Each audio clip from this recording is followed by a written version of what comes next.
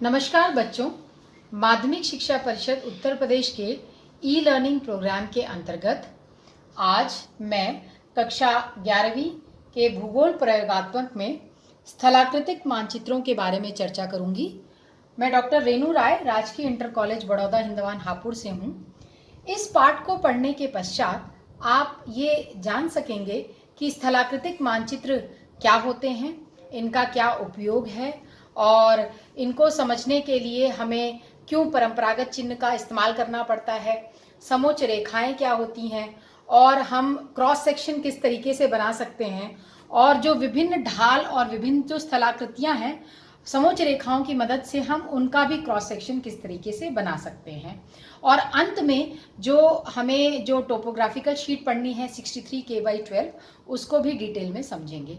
तो आइए पाठ की शुरुआत करते हैं। स्थलाकृतिक मानचित्र को सामान्य उपयोग वाले मानचित्रों के नाम से भी जाना जाता है। इस मानचित्र में किसी छोटे आकार के क्षेत्र को बड़े पैमाने पर प्रदर्शित किया जाता है। साथ ही साथ इसमें प्राकृतिक और सांस्कृतिक जो लक्षण हैं उनको भी प्रदर्शित किया जाता है। भारत में भारतीय सर्वेक्षण विभाग पूरे देश के लिए ये मानचित्र तैयार करता है और ये मानचित्र जो है विभिन्न मापनियों पर बनाए जाते हैं, विभिन्न स्केल्स पर बनाए जाते हैं। आपने इससे पहले के पाठों में मापनी का अध्ययन किया होगा, तो आप समझ सकते हैं कि किसी भी मैप को मापनी एक निश्चित मापनी पर बनाया जाता है। और इसके साथ साथ सामान्य रूप में जो स्थलाकृतिक मानचित्र होते हैं उनमें 1:50,000 और 1:63,360 मापक का प्रयोग किया जाता है। ये एक चित्र है टोपोग्राफिकल मैप का। इसको आप देख सकते हैं कि ये कुछ इस तरीके का दिखाई देता है। भारत में धरातलीय पत्रकों का प्रकाशन भारतीय सर्वेक्षण विभाग द्वारा किया जाता है और इस विभाग का जो प्रधान कार्यालय है वो हाथीबढ़ कला, देहरादून में स्थित है। भारत के प्रत्येक भूपत्रक पर संख्यांकन होता है और यह उनका सूचकांक या इंडेक्स नंबर इसको कहा जाता है। भारत एवं समीपवर्ती देशों की माला के भूपत्रकों की कुल संख्या 136 है, जो भारत तथा उसके पड़ोसी देशों को घेरे हुए है। प्रत्येक धरातलीय पत्रक का विस्तार 4 डिग्री अक्षांश तथा 4 डिग्री देशांतर के मध्य होता है और इनका मापक 1:10 लाख यानी 10 लाख तक होता है। और भारत के संपूर्ण धरातलीय पत्रकों की संख्या 39 से 92 तक है। भारत व समीपवर्ती देशों के पत्रकों की क्रमांक संख्या 1 से 136 तक है और इन्हें हम सूची संख्या या इंडेक्स नंबर भी कहते हैं। आइए अब और थोड़ा सा भूपत्रकों के बारे में जानते हैं कि प्रत्येक पत्रक को 16 वर्गों में विभक्त किया जाता है, जिनमें अंग्रेजी के ए से पी तक अक्षर लिखे जाते हैं। यह प्रत्येक भाग 1 डिग्री अक्षांश तथा 1 डिग्री देशांतर के विस्तार को प्रकट करता है, इसलिए इन्हें एक अंश भूपत्रक भी कहते हैं। पुनः प्रत्येक एक अंश पत्रक को 16 भागों में बांटा जाता है तथा प्रत्येक भाग में 1 से 16 तक संख्याएं लिख दी जाती हैं। इस प्रकार प्राप्त भूपत्रक 15 मिनट अक्षांश एवं 15 मिनट देशांतर को प्रकट करता है। इनका मापक 1 इंच बराबर 1 मील होता है, जिससे इन्हें 1 इंच भूपत्रक भी कहते हैं। वर्तमान में मीट्रिक प्रणाली के अंतर्गत इन मानचित्रों का मापक 1:50,000 अर्थात 2 सेंटीमीटर बराबर 1 किलोमीटर कर दिया गया है। अंश पत्रक संख्या का निर्धारण 63K/1 से 63K/16 तक किया गया है। कभी कभी 1 डिग्री भूपत्रकों को 16 भागों में न बांटकर केवल 4 भागों में ही बांटा जाता है, तब उनका नामांकन दिशा के आधार पर करते हैं, जैसे 63M north west, 63M south west, इस तरीके से। ये जो पिक्चर है ये आपको जो अभी मैंने समझाया था कि किस तरीके से हम 16 भागों में बांट रहे हैं। यहाँ पर अल्फाबेटिकल हम दे रहे हैं ए से लेकर पी तक और यहाँ पर नंबरिंग कर रहे हैं 1 से लेकर 16 तक। अभी पीछे हमने इसको समझा था। जो भारत में जो स्थलाकृतिक मानचित्र इस्तेमाल किए जा रहे हैं इस समय, उनका ये पर्टिकुलर स्केल दिया गया है और कॉन्टोर इंटरवल्स। अभी हम समोच्च रेखाओं के बारे में पढ़ेंगे। तो ये समोच्च रेखाओं का अंतराल है जिस पर ये शीट्स बनी हुई हैं, जैसे million sheet, quarter inch degree sheet, half degree sheet, quadrant sheet. तो जो हमें जो भूपत्रक पढ़ना है, जो टोपोग्राफिकल शीट पढ़नी है, वो है 63K/2 जो 1:50,000 स्केल पर बना हुआ है और इसमें कॉन्टोर इंटरवल 20 मीटर का लगभग रहता है। अब रूढ़ या परंपरागत चिन्ह जो हम इनमें इस्तेमाल करते हैं, ये क्या होते हैं? ये विभिन्न भौतिक और सांस्कृतिक लक्षणों को भिन्न भिन्न संकेतों की सहायता से प्रकट किया जाता है। इन्हें हम क्या नाम देते हैं? रूढ़ या परंपरागत चिन्ह। आगे के चित्र में आप विभिन्न प्रकार के रूढ़ चिन्हों को देख पाएंगे। जैसे इस लिस्ट में आप देख सकते हैं, ये विभिन्न परंपरागत चिन्ह हैं जो एक स्थलाकृतिक मानचित्र में इस्तेमाल होते हैं। आइए अब जानते हैं विभिन्न रंगों के बारे में जो कि इन मानचित्रों में इस्तेमाल होते हैं। पहला लाल रंग जो है, इसका प्रयोग भवन एवं सड़क मार्गों को प्रदर्शित करता है। वहीं पीला रंग कृषि क्षेत्रों को, हरा रंग जो है वो वेजिटेशन को, वन और प्राकृतिक वनस्पति और घास बाग बगीचे को, नीला रंग जो है वाटर बॉडीज को, जैसे तालाब, नदी, झील, सागर, इन सब को, काला रंग जो है वो सीमाओं को प्रकट करता है और इसके साथ साथ रेलवे लाइन भी प्रदर्शित करता है। कत्थई रंग जो है वो ऊंचाई प्रदर्शित करता है, जिसके लिए हम समोच्च रेखाएं बनाते हैं। और भूरा रंग जो है वो पर्वतीय क्षेत्रों के छायाकरण में प्रयुक्त किया जाता है। आइए अब उच्चावच निरूपण विधियों के बारे में जानते हैं। आपको पता है कि भूपृष्ठ पर विभिन्न तरह के स्थल रूप पाए जाते हैं, जैसे पर्वत, पठार, पहाड़ियाँ, घाटियाँ। तो इन सबको प्रदर्शित करने के लिए हम अधिकतर क्या करते हैं? उच्चावच मानचित्र का उपयोग करते हैं।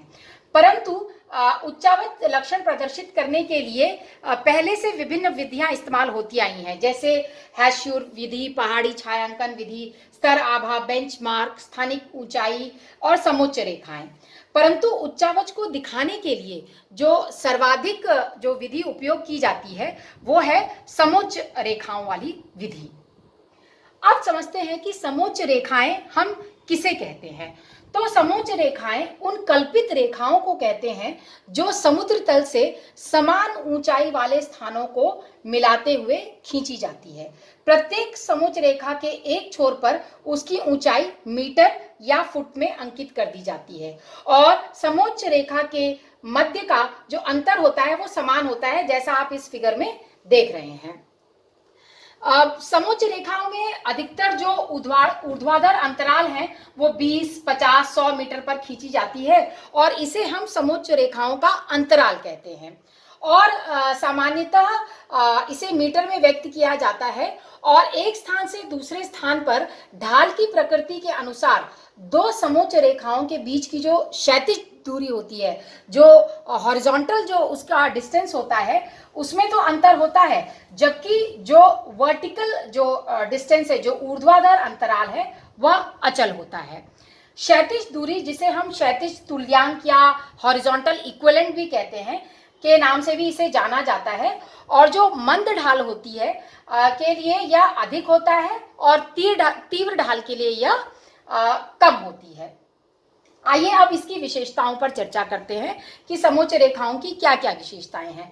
सबसे पहली कि यह समान ऊंचाई पर बनाई जाने वाली कल्पित रेखा है। इनके मध्य का अंतर जो होता है वो सदैव क्या होता है? समान होता है। फिर ये कि ये कभी भी एक दूसरे को काटती नहीं है, ये खंडित रेखाएं नहीं होती हैं, यानी ये कहीं भी कटती नहीं है, कॉन्टिन्यूअस रेखाएं होती हैं।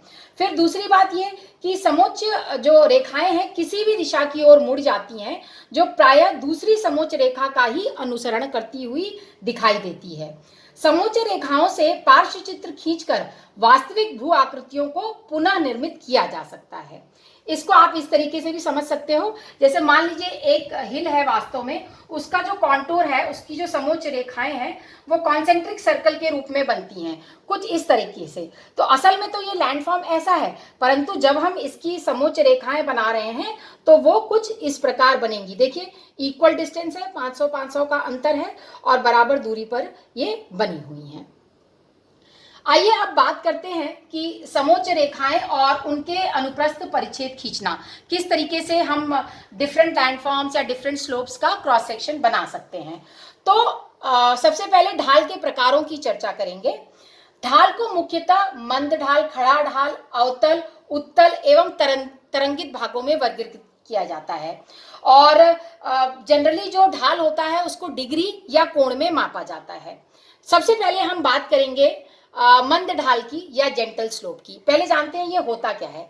जब किसी स्थलाकृति के ढाल की डिग्री या कोण बहुत कम होती है तो हम इस प्रकार के ढालों की समोच्च रेखाओं की जो बीच की दूरी होती है वो बहुत क्या होती है, अधिक होती है। जैसे इस चित्र में देखिए, समोच्च रेखाओं के बीच जो डिस्टेंस है वो क्या है, देखिए दूरी दूरी पर है ना। ये एक असल जेंटल स्लोप का एक चित्र है और ये पैरेलल इसका समोच्च रेखाएं खींची गई हैं।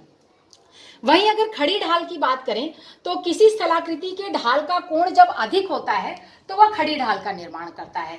और इसमें इस मंद ढाल से विपरीत जो समोच्च रेखाएं होते हैं वह आपस में बहुत कम दूरी पर बनी होती हैं। जैसे कुछ इस प्रकार, ये देखिए जो समोच्च रेखाओं की जो दूरी है वो क्या हो रही है, कम हो रही है। ये पास पास बनी हुई हैं ये रेखाएं। आप इस चित्र से भी इसको अच्छे से समझ सकते हैं। ये स्टीप स्लोप यानी कि ये तीव्र ढाल है, यहाँ पर समोच्च रेखाएं जो हैं वो पास पास हैं और वहीं मंद ढाल में दूर दूर हैं। अब बात करते हैं अवतल ढाल की। जब उच्चावच स्थलाकृति का निचला भाग मंद ढाल वाला और ऊपरी भाग जो है वो खड़े ढाल वाला होता है तो उसे हम कॉनकेव स्लोप या अवतल ढाल कहते हैं। अब इसमें समोच्च रेखाएं कैसी होती हैं, निचले भाग में दूर दूर और ऊपरी भाग में पास पास। आइए देखते हैं, निचले भाग में दूर दूर और ऊपरी भाग में पास पास। ये ऊपरी भाग है, एक यहाँ पास पास और यहाँ दूर दूर। ये हो गया हमारा अवतल ढाल। वहीं उत्तल ढाल इसके विपरीत हो गया कि उत्तल ढाल का जो ऊपरी भाग है वह मंद है और निचला भाग जो है वो खड़ा है। और इसके परिणाम स्वरूप ऊपरी भाग में समोच्च रेखाएं दूर दूर और निचले भाग में पास पास। कुछ इस तरीके से देखिए, ऊपरी भाग में यहाँ पर आपको दिख रहा होगा हाइट 140 1140 और यहाँ पर 1120 और यहाँ पर ये, तो इस तरीके से ये उत्तल ढाल का जस्ट क्या है, उल्टा है। ये फिगर आपको एक तुलनात्मक वो दे देगा अवतल और उत्तल ढाल के बीच की समोच्च रेखाओं के अंतर को समझने के लिए। आइए अब बात करते हैं स्थलाकृतियों के प्रकार की। सबसे पहले शंक्वाकार पहाड़ी या जिसको हम कोनिकल हिल कहते हैं, यह आसपास की भूमि से लगभग समान रूप से उठी हुई होती है। एक शंक्वाकार समान ढाल वाली पहाड़ी के लिए जो समोच्च रेखाएं हैं वो सकेंद्रित कॉन्सेंट्रिक सर्कल्स बनाते हैं और नियमित अंतराल पर होती हैं। कुछ इस प्रकार, ये देखिए कॉन्सेंट्रिक सर्कल, सकेंद्रीय मतलब एक के अंदर एक ये सर्कल्स इस तरीके से बने हुए और बराबर डिस्टेंस पर है ना। तो ये एक हिल को रिप्रेजेंट करते हैं। वहीं प्लेटो पठार क्या होता है, एक विस्तृत चपटा हुआ भूभाग होता है जिसकी ढाल अपेक्षाकृत पार्श्वों पर खड़ी होती है, जो आसपास के मैदान या समुद्र से ऊंची उठी होती है, उसे हम पठार कहते हैं। और इसमें जो समोच्च रेखाएं हैं वो किनारों पर पास पास तथा भीतर की ओर दूर दूर होती हैं। कुछ इस प्रकार, किनारों पर पास पास यहाँ पर और फिर जैसे जैसे हम अंदर आते हैं वो दूर दूर होने लगती हैं। अब बात करते हैं खाड़ी वैलीज की। तो इसमें हमें मुख्यतः वी आकार की घाटी और यू आकार की घाटी का क्रॉस सेक्शन पढ़ना है। वी अक्षर की तरह दिखाई देने वाली ये घाटी पर्वतीय क्षेत्रों में पाई जाती है और वी आकार की घाटी का जो निचला भाग है वो भीतरी समोच्च रेखाओं द्वारा दिखाया जाता है जो पास पास स्थित होते हैं तथा इनके समोच्च का मान कम होता है। और जब बाहर की ओर स्थित समोच्च रेखाएं का मान जो है वो एक समान रूप से बढ़ता है। कुछ इस प्रकार, ठीक है, ये इसका क्रॉस सेक्शन है। वहीं यू आकार की घाटी जो है वो ऊंचाई पर स्थित हिमानियों के पार्श्व अपरदन के कारण इसका निर्माण होता है। इसका निचला तल चौड़ा एवं चपटा तथा किनारे जो हैं वो खड़े होते हैं जिसके कारण यू आकार का शेप बनता है।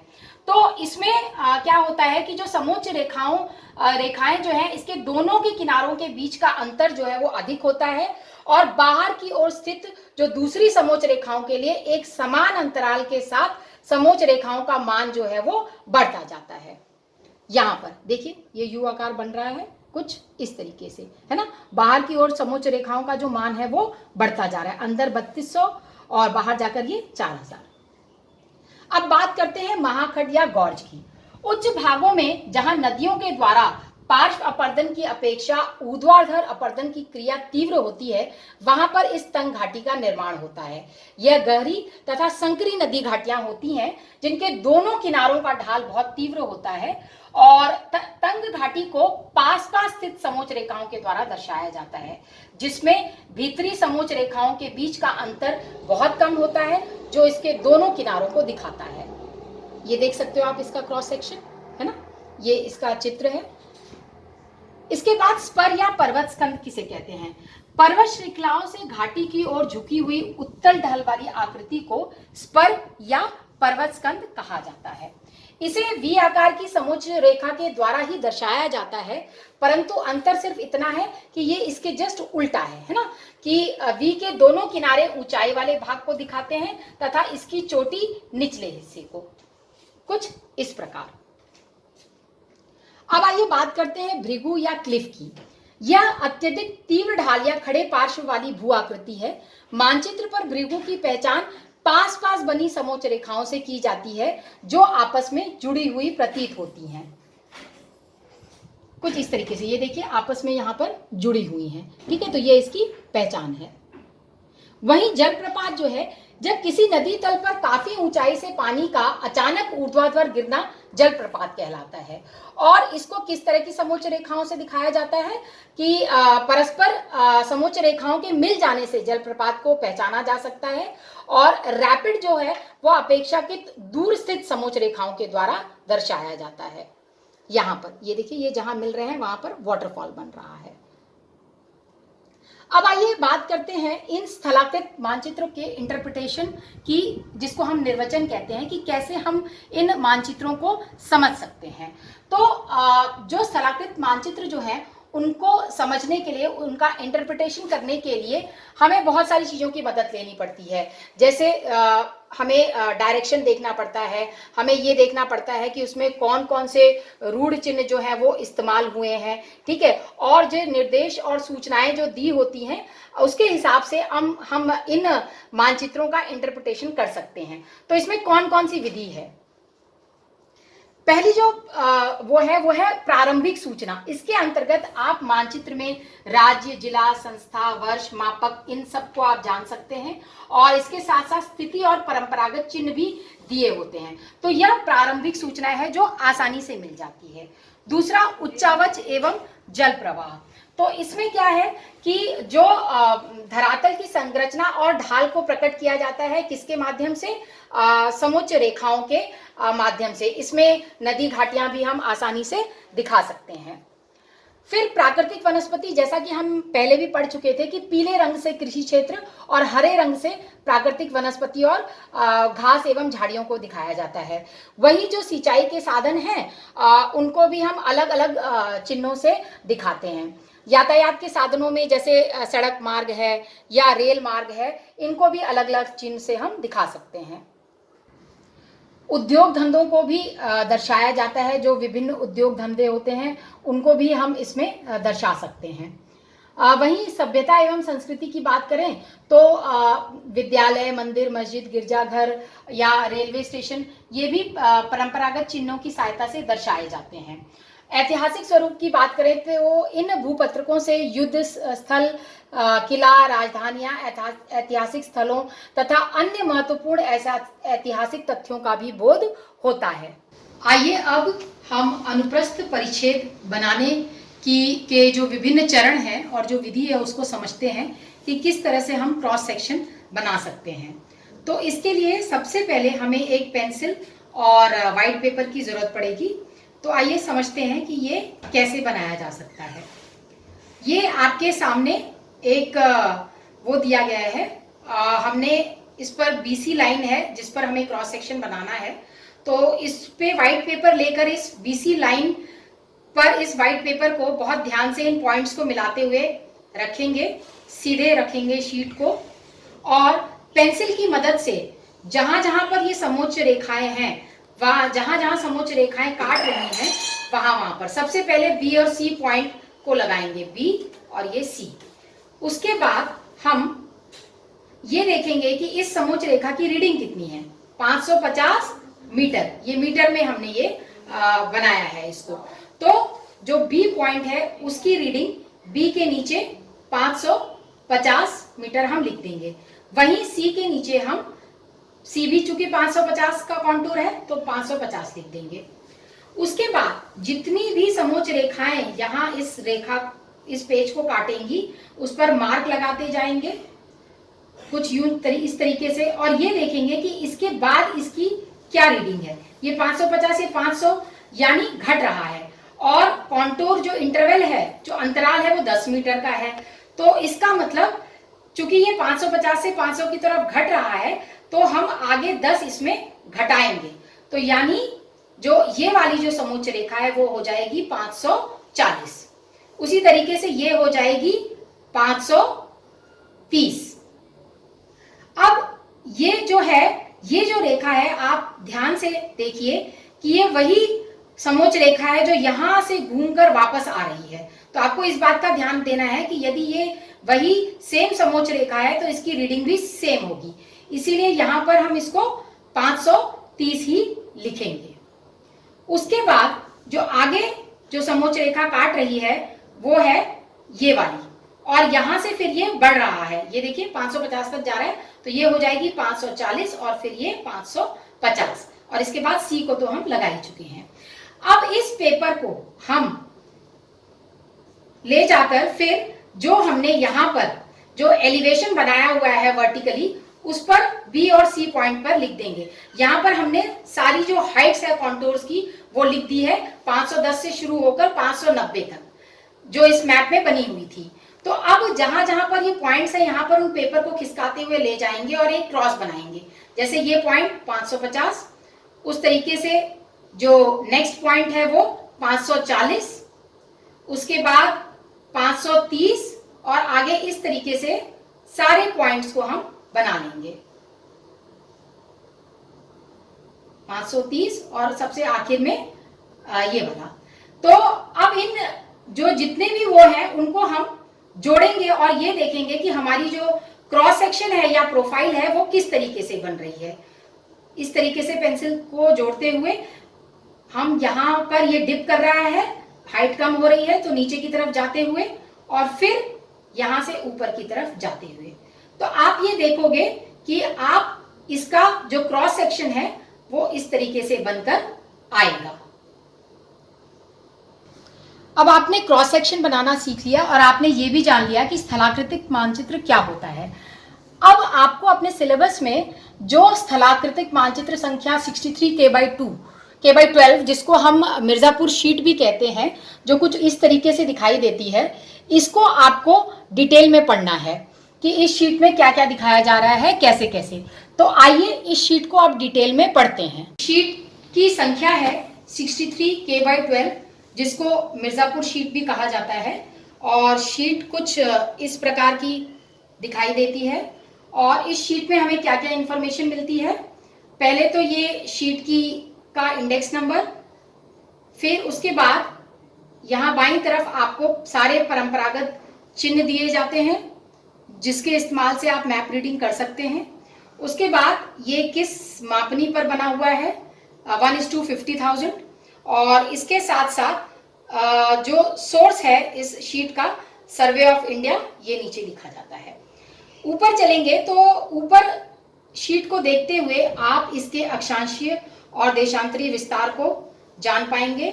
सबसे ऊपर लैटिट्यूडनल और लॉन्गिट्यूडनल एक्सटेंट जो कि इस शीट का है 25 डिग्री नॉर्थ से 25 डिग्री 15 मिनट नॉर्थ, और लॉन्गिट्यूडनल जो एक्सटेंट है वो है 82 डिग्री 30 मिनट ईस्ट से लगभग 82 डिग्री 45 मिनट्स ईस्ट। तो ये इसका लैटिट्यूडनल एक्सटेंट हो गया। वहीं अगर बात करें तो इस पूरी शीट को दो भौतिक लक्षणों में बांटा गया है, गंगा प्लेन और विंध्यन प्लेटो। ये गंगा प्लेन का रीजन और नीचे जो है विंध्यन प्लेन का रीजन। कुछ परंपरागत चिन्ह देखकर हम इसको समझने की कोशिश करते हैं। जैसे ये जो पूरा नीला भाग है वो गंगा नदी का फ्लो दिखाया जा रहा है इसमें, और ये जो छोटी हरी हरी जो आप चिन्ह देख रहे हैं, ये दिखा रहा है कि इन एरिया में वनस्पति के रूप में क्या है, घास और झाड़ियां हैं। और ये आपको जो चिन्ह है वो है रेलवे मार्ग का, है ना, नॉर्थ ईस्ट रेलवे मिर्जापुर घाट एक्सटेंशन है ये, ठीक। इसी प्रकार अगर अधिवास की बात करें, सेटलमेंट की बात करें, तो जो ये रेड बॉक्सेस हैं ये आपको सेटलमेंट दिखाते हैं। उदाहरण के लिए अगर आप मिर्जापुर सिटी की बात करें तो यहाँ पर आप देखिए जो अधिवास सेटलमेंट जो है वो बहुत ही घने हैं, बहुत पास पास, जिसको हम न्यूक्लिएटेड सेटलमेंट कहते हैं, कि ये चूंकि सिटी एरिया है और यहाँ पर बाढ़ का क्षेत्र है नहीं, तो इसीलिए जो सेटलमेंट है वो बहुत पास पास है, ठीक है। उसी प्रकार यहाँ पर आपको और भी अन्य परंपरागत चिन्ह की मदद से आप इसकी मैप रीडिंग कर सकते हैं। जैसे जो ये हरी लाइन है, ये जो हरी वाली लाइन है, ये रिजर्व फॉरेस्ट एरिया को दिखाता है जो मिर्जापुर में है ना, जिसको हम आरएफ से हमने इंडिकेट किया हुआ है, रिजर्व फॉरेस्ट एरिया। और बहुत सारी आप यहाँ देख सकते हो कॉन्टूर लाइंस बनी हुई हैं, समोच्च रेखाएं बनी हुई हैं, जिनके बारे में अभी आपने पढ़ा था। कहीं कहीं पर ये देखिए, ये समोच्च रेखा हिल दिखा रही है कि यहाँ पर हिल है छोटा सा, और कहीं कहीं पर डिप्रेशन भी दिखाया जा रहा है। और यहाँ पर आप देख सकते हो कि ये जो पैटर्न है ये ड्रेनेज पैटर्न है, अपवाह तंत्र है, नदियों का जो अपवाह तंत्र है, किस प्रकार का अपवाह तंत्र है ये भी हमें दर्शाता है। ये सीमाएं दर्शा रहा है, किस तरह की सीमाएं, ये वाटर बॉडीज है, नीला जो है वाटर बॉडीज है। तो आप ये देख सकते हैं कि जब आप एक बार ये जान गए कि परंपरागत चिन्ह कौन कौन से हैं, तो आप इस शीट की रीडिंग इन परंपरागत चिन्ह और समोच्च रेखाओं की मदद से आप कर सकते हैं। रोड्स को भी दिखाया गया है, जैसे ये नेशनल हाईवे 135 यहाँ से जाते हुए, ठीक है। तो रोड हुआ, अधिवास हुआ, वाटर बॉडीज हुई, और ये जो पीला क्षेत्र होता है, आपको जैसे रंगों के बारे में हमने बताया था, तो हमने बताया था कि जो हरा क्षेत्र है वो प्राकृतिक वनस्पति और पीला क्षेत्र जो है वो कल्टीवेटेड लैंड, कृषि युक्त भूमि है। तो ये थोड़ा सा मैंने आपको छोटे में ये जो मिर्जापुर शीट है इसको मैंने आपको दिखाने की और समझाने की कोशिश की। तो बच्चों, मुझे उम्मीद है कि आप इस वीडियो को देखने के बाद स्थलाकृतिक मानचित्र को समझ चुके होंगे, वो कैसे बनते हैं, उनमें किन किन चिन्हों का इस्तेमाल किया जाता है, समोच्च रेखाएं क्या होती हैं, ढाल के विभिन्न क्रॉस सेक्शंस बनाना, स्थलाकृतियों के क्रॉस सेक्शंस बनाना, और लास्टली जो हमने सीखा वो ये सीखा कि जो स्थलाकृतिक मानचित्र है उसकी रीडिंग हम कैसे कर सकते हैं। मैंने आपको उदाहरण दिया था मिर्ज़ापुर शीट का। तो मुझे उम्मीद है बच्चों कि आपको ये पार्ट अच्छे से समझ में आया होगा। धन्यवाद।